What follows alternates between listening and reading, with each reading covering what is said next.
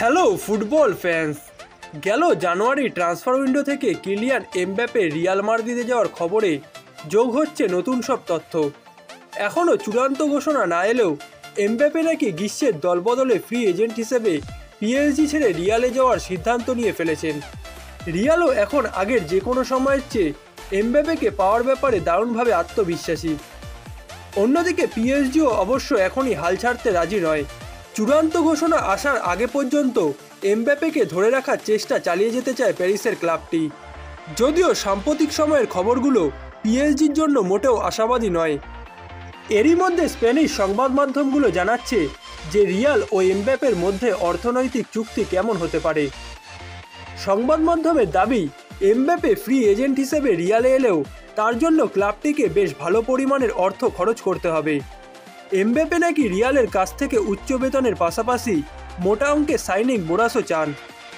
Mbappe চান ইউরোপের সর্বোচ্চ বেতন পাওয়া খেলোয়াড় হতে, যে কারণে তিনি মৌসুম প্রতি 5 কোটি ইউরো বেতন দাবি করেছেন। পাশাপাশি বিশ্বকাপ জয়ী ফরাসি তারকা 12 কোটি ইউরো সাইনিং বোনাস নিতে চান রিয়ালের কাছ থেকে। এছাড়া বেতনের বাইরে এমবাপ্পে নাকি ইমেজ সত্ত্বের জন্য বাড়তি বোনাসও পেতে চান ক্লাবটির কাছ থেকে। তবে এমবাপ্পের চাহিদার সঙ্গে রিয়াল তাকে যা দিতে চায় তার মধ্যে বিশাল পার্থক্য আছে বলে জানিয়েছে স্প্যানিশ সংবাদ মাধ্যমগুলো। রিয়াল নাকি পিএসজি ফরোয়ার্ডকে 1 কোটি 50 লাখ ইউরো বেতনের সঙ্গে 6 কোটি ইউরো সাইনিং বোনাস দিতে চায়। ফলে এখনও পর্যন্ত কোনো সিদ্ধান্ত চূড়ান্ত হয়নি, তবে দুই পক্ষই দ্রুত চূড়ান্ত সিদ্ধান্তে পৌঁছাতে চায়। এর আগে 2017 সালে মোনাকো ছেড়ে পিএসজিতে আসেন এমবাপ্পে।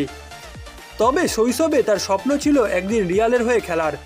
নিজের সেই স্বপ্নের কথা অনেকবারই বলেছেন এই ফরাসি তারকা। রিয়ালও এমবাপ্পেকে কিনতে বেশ কয়েক মৌসুম ধরেই চেষ্টা করছিল, কিন্তু গত কয়েক মৌসুম ধরে এমবাপ্পেকে প্যারিস থেকে মাদ্রিদে নেওয়ার চেষ্টায় একাধিকবার ব্যর্থ হয়েছে রিয়াল মাদ্রিদ।